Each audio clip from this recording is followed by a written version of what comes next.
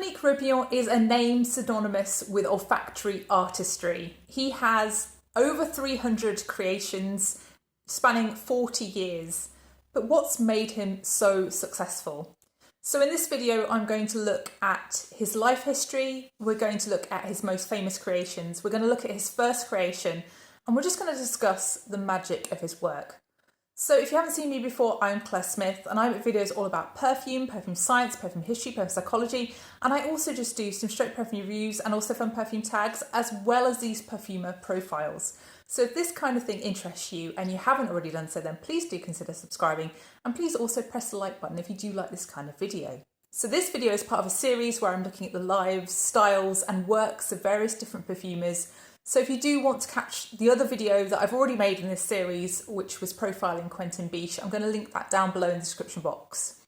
But today's video is on Dominique Ropion.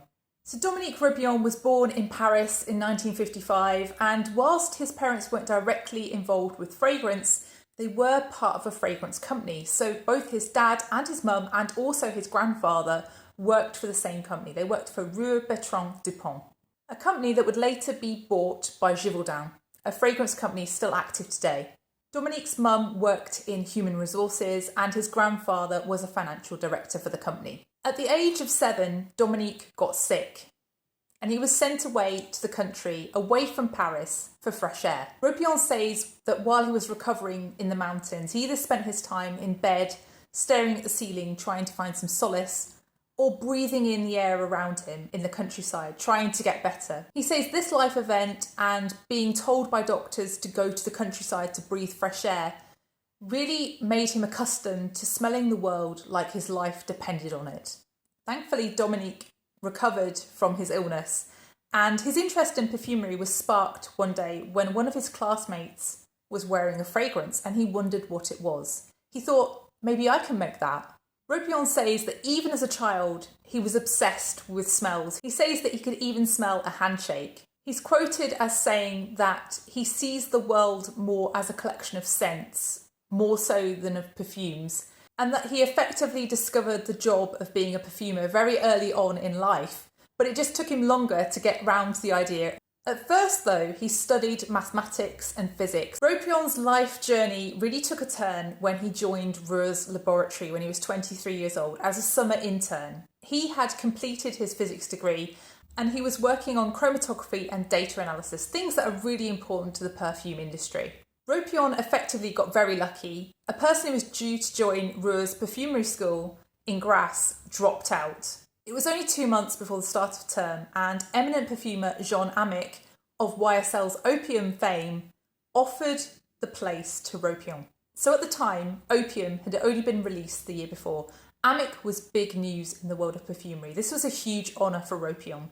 Amick had ties to Ruhr. He was part of the family that owned that perfume company, and that company dated back to 1820. Amick recognised that perfumery was effectively a closed shop. It was people whose fathers had been perfumers who then became perfumers themselves, and Amick wanted to change that, and that's part of the reason why he offered a place to Ropion.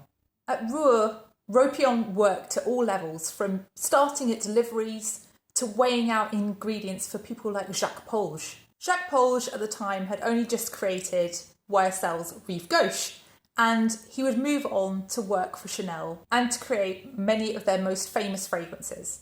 Ropion also met with other eminent perfumers while working at Ruhr, so people like Pierre Bourdin and also Jean-Louis Suzac. They really introduced him to the world of perfumery and talked about what it meant to be a perfumer. Ropion says at the time he began to realise that perfumery was a collision of art and science. And he also began to understand the cult celebrity status that he would gain from being a perfumer. Ropion says that he never ever dreamt of having such a prestigious job.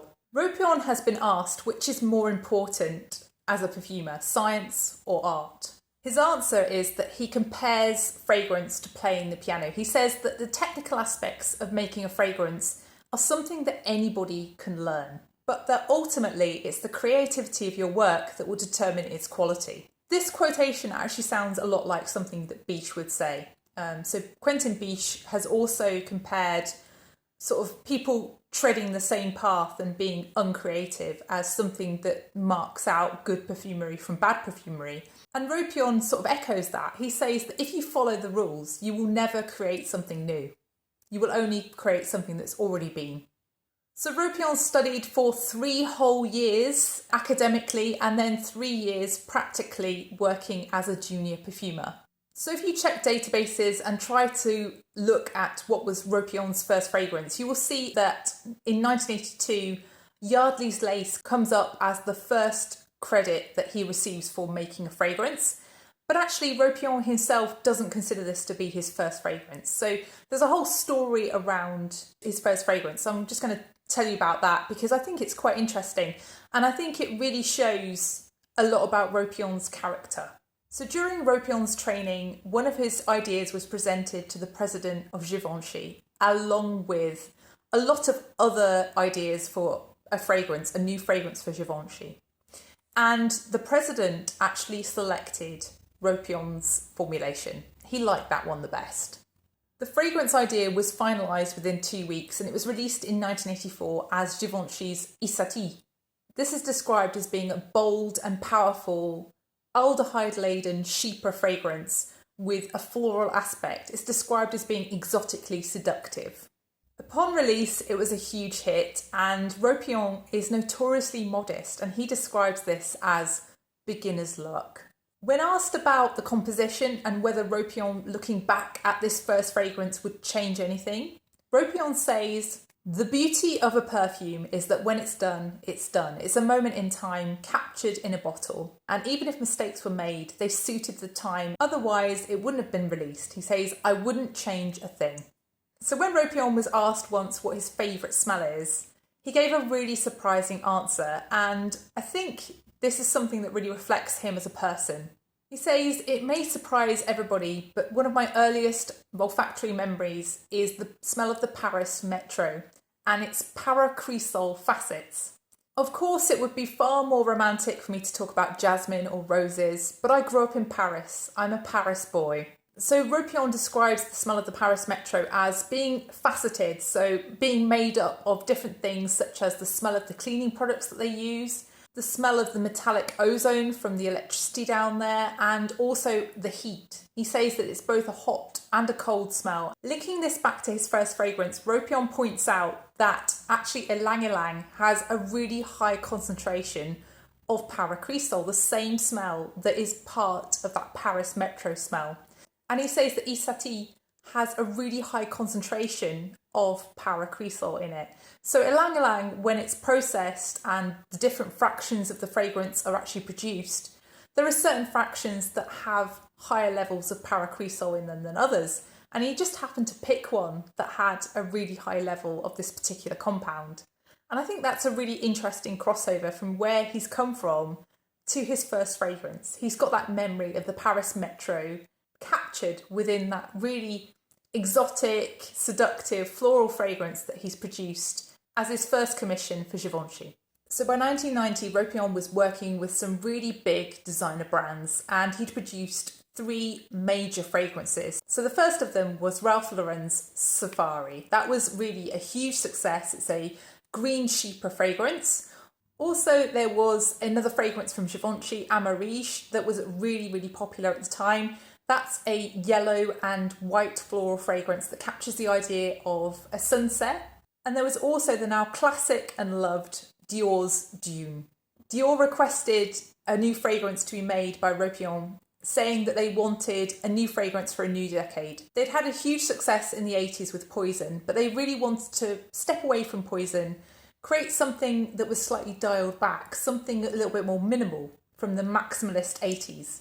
Dune was really designed to be a present but more softly spoken fragrance. Notably these days it's only available as an EDT, not an EDP, and that really reflects how it is. It's meant to be slightly more understated than a powerhouse like Poison.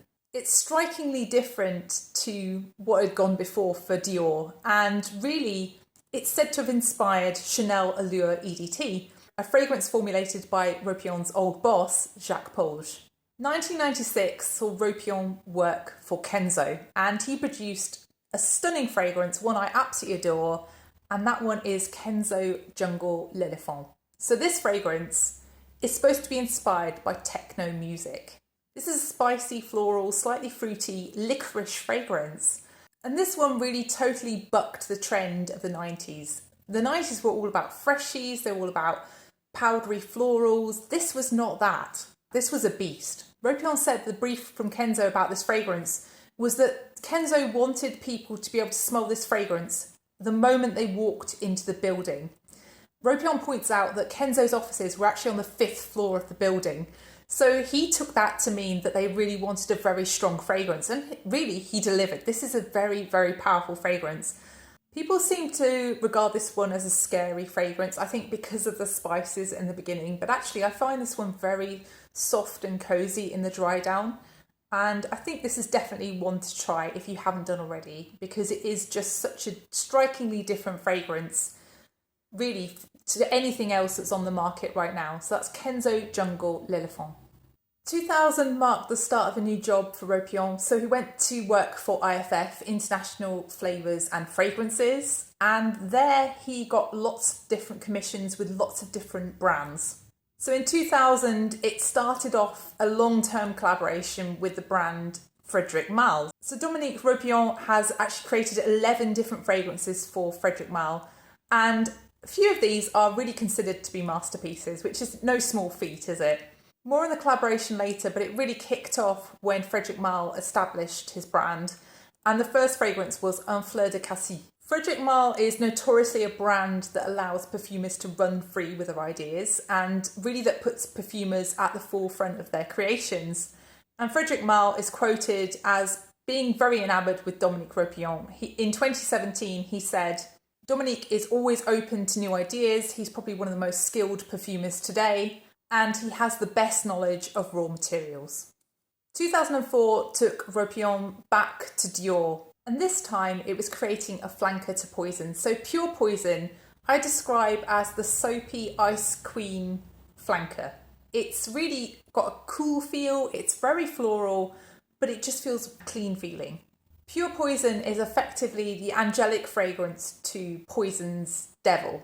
Pure Poison is a true beauty, and it really celebrates white florals, which Ropion would go on to use again and again in his fragrances in the 2000s and 2010s. 2005 was a huge year for Ropion. His output in that year is just astounding. So in 2005, Mugler were looking to launch a second fragrance. It was a hard act to follow. Angel had steadily climbed from the time of release to, in 1998, being the best-selling fragrance in France. Yes, it had outstripped Chanel in France. That's how successful Angel had become.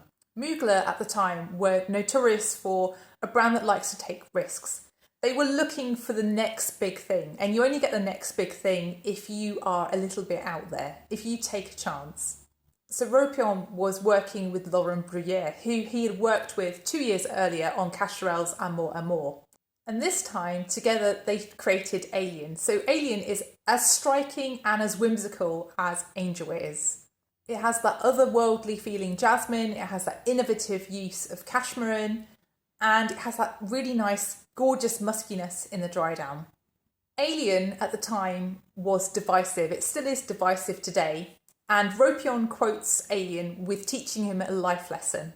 He says that Alien actually sold very, very poorly for the first 2 or 3 years after its release. And he says basically any other brand would have just cut their losses and moved on. But Mugler didn't. They stayed solid. They knew they had a hit on their hands. They knew it would just take time. They kept going. He says any other brand would have just discontinued the fragrance, but Mugler held on. Eventually, customers grew to appreciate Alien, and it became very popular. Ropion says that he learnt here that the success of a designer fragrance is not purely in the perfumer's hands. He says that the perfumer is only one of many players in the equation. And he says that he learnt here that it's not only the having the confidence to do something, it's the patience and faith in what you are doing and what you have done that helps you to get through situations like this. So I said 2005 was a big year for Dominique, and yes, it was. So his second creation that year was Carnal Flower. So Carnal Flower is actually based on Dominique Ropion's aunt. Who'd have guessed it? So this is a white floral beauty of a fragrance. It's got a fruity tropical feel, but it's also got a dark side. And I think that's what's so striking about it. So Ropion's aunt was actually a famous actress. She was called Candice Bergen. And she actually starred in a film with Jack Nicholson. She was actually pretty famous. Ropion says that with Carnal Flower, he wanted to make an amazing tuberose fragrance, but that would go in a different direction to the path that had gone before. So the obvious and most well-regarded tuberose fragrance at the time was Robert Piguet's Fracas, and he wanted to do something different. Carnal Flower was said to contain the highest dose of tuberose absolute at the time in any perfume on the market. Carnal Flower is so striking because it's got a green aspect to it. It's slightly indolic. It's also a little bit tropical. Carnal Flower actually uses an unusually high amount of salicylates, and that creates a solar and expansive feel to the fragrance. So Carnal Flower took 18 months and 690 formulations to get right. But why did Ropion make so many different versions? Well, Ropion says of his style that he's always been obsessed with finding the right balance. He compares being a perfumer to being a tightrope walker, and he says that adding any single ingredient can really put the whole fragrance off balance and can mean you just have to start from scratch. This is the way that Ropion creates fragrances, and he says this is what makes the fragrance creation process so intense, because it requires so many different formulations for it to be right. So in 2005, Ropion also had some other hits, some more commercial than others. So Calvin Klein's Euphoria was released in 2005, and also Victor and Rolf's Flower Bomb. So Flower Bomb is creamy florals on a bed of patchouli and vanilla. And when asked about the extreme success that Flower Bomb had, Ropion said, "A phenomenon, who knew?" I think this particular comment is very typical of something Ropion would say, because he's a very modest person and he's not someone who enjoys the limelight. He really is genuinely surprised when one of his fragrances becomes successful. So let's just pause and have a little think for a moment. Those 4 fragrances, they were all released in 2005. They're all still on the market today, 20 years later in 2025. How many fragrances in 2025 released this year will still be on the market in 2045? I think that's really an immense achievement from a perfumer to have 4 still on the market from 20 years ago.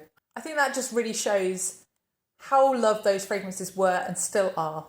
So we're up to 2006 now, and I can't possibly mention all of Ropion's output in this video, but I'm going to be quite selective and hopefully quite quick with a few of these years. So 2006 saw the creation of Armani Code, sadly reformulated quite significantly now, lost again some of its magic, but a stunning fragrance when it was first released. That's an orange blossom fragrance. Also released that year was another white floral beauty, Burberry London. I still see people loving that one. Also from 2006 onwards, Dominique Ropion was working on YSL's Homme range and also La Nuit de l'Homme. 2010 marked a collaboration with Frederic Malle again, and this time it was Portrait of a Lady. So I think out of all of Dominique Ropion's output, this fragrance is most often described as a masterpiece. And this fragrance is based on the idea of the Henry James novel. So this fragrance is Turkish rose with dry, warm berries, some spices, a dark patchouli, sandalwood and incense. Ropion describes Portrait of a Lady as an old world meets new world kind of fragrance, a baroque symphony. He also describes the fragrance as being an oriental with a huge dose of Turkish rose, and saying that it took him literally hundreds of tries to get right. Portrait of a Lady is a head turner. It's a fragrance that wows you. It's very strong, it's very present, and it is something that is just unforgettable. Interestingly, when Ropion talks about Portrait of a Lady, he describes it as the fusion of 2 other fragrances. So he talks about another fragrance that he made for Frederic Malle called Geranium pour Monsieur. So that fragrance really lends the dry down to Portrait of a Lady. And he combined that with Guerlain's Nehema, which lends the rose accord that's used in Portrait of a Lady. Frederic Malle describes Portrait of a Lady as the biggest eureka moment of perfumery of the last 30 years. Portrait of a Lady really cemented the Frederic Malle collaborations, and actually Ropion has continued to produce fragrances for the brand. So he's produced a series of oud fragrances more recently for Frederic Malle, so notably The Night in 2014, The Promise in 2017, and also Hope, released in 2024. 2012 brought even more worldwide success to Ropion, and this time he was working in collaboration with a few other perfumers, but they produced the fragrance Lancome's La Vie est Belle. So La Vie est Belle is much maligned now. It's sort of been a victim of its own popularity, and I don't think that popularity should be a reason to hate on a fragrance. And okay, it's a strong fragrance, but I think actually when it was released, it was even stronger. So La Vie est Belle really built on the idea of the use of ethyl maltol that had been sort of trailblazed in fragrances such as Angel and Flower Bomb. And it took ethyl maltol to the max. It was many times the amount of ethyl maltol that had been used in a fragrance like Angel. And it also combined that with an iris concrete accord and also with patchouli as contrasting counterparts. La Vie est Belle has really been a bestseller over many years in many countries across the world. And I'm sure that Dominique Ropion doesn't regret those 3 years, those 60,000 trials of that fragrance and the 5,000 versions of it before he considered it to be finished with its 60 ingredients. So, it was clearly a long project and was really well thought out by the perfumers that worked on it. 2015 saw the release of Paco Rabanne's Olympea. So Olympea is a fragrance that is a salty vanilla. And this is something that was really channeling a trend at the time. So there was a lot of salty vanilla foods, salted caramel foods. And I think this really started a trend in perfumery as well with other salted vanilla caramel kind of fragrances. In 2017, he had another designer hit, so he produced Elie Saab's Girl of Now. This was a pistachio and almond fragrance, which was something that was quite different on the market at the time, and it did also really stand out when it was released.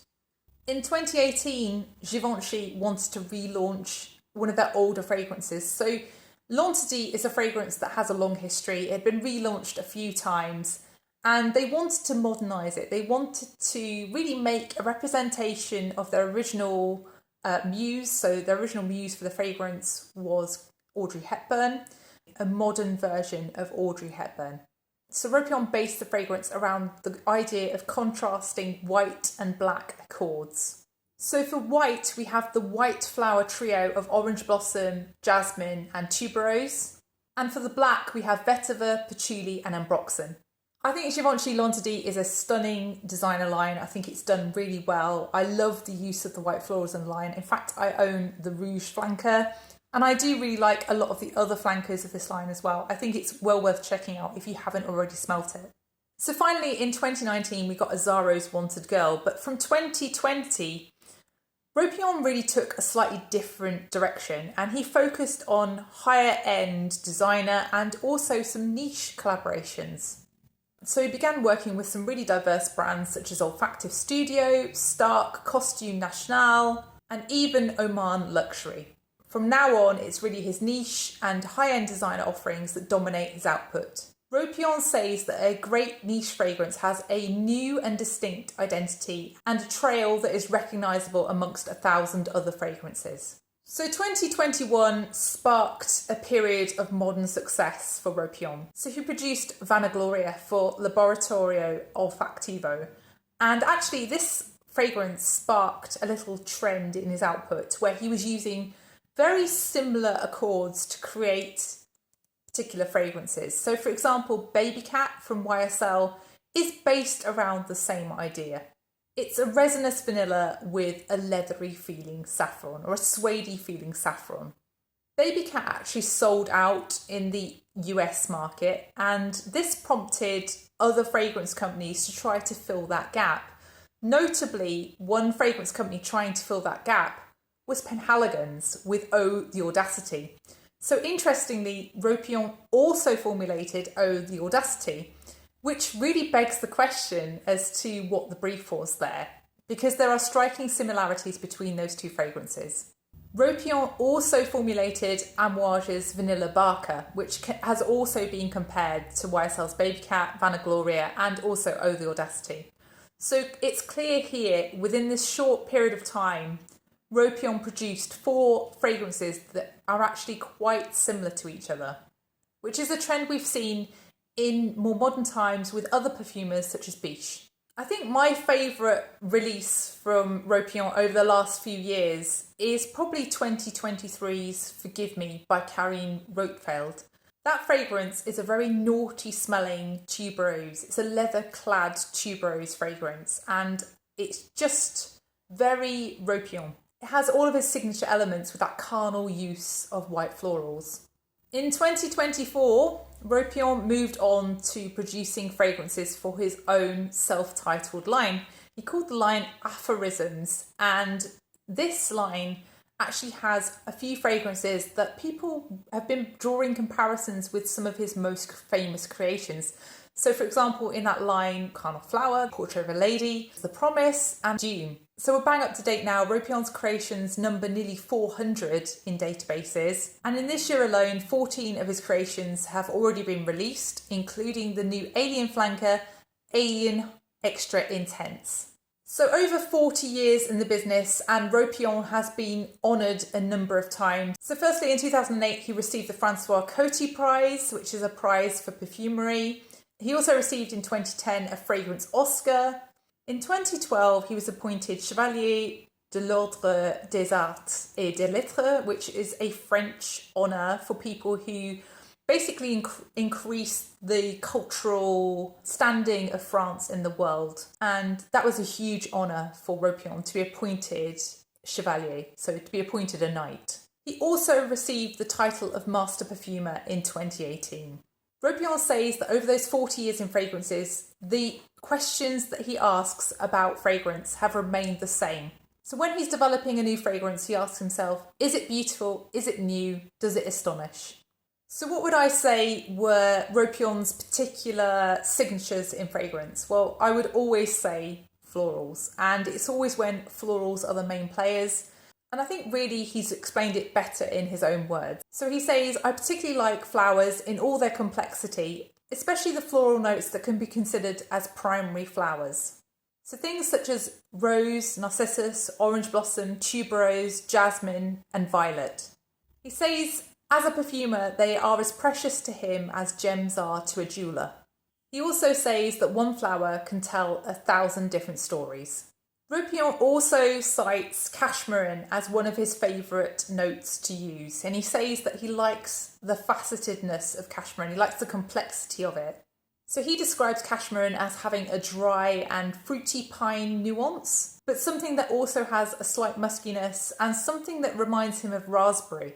I think Ropion's personality is really nicely summed up by the following quote. So he was once asked when he feels most confident, and he said, I love it when someone tells me they're wearing a fragrance and they don't realise that I created it. Really, that is Ropion to a T. He's modest, he's humble, despite his huge achievements, despite being honoured by France, and despite his magnificent back catalogue of fragrances that we all can enjoy.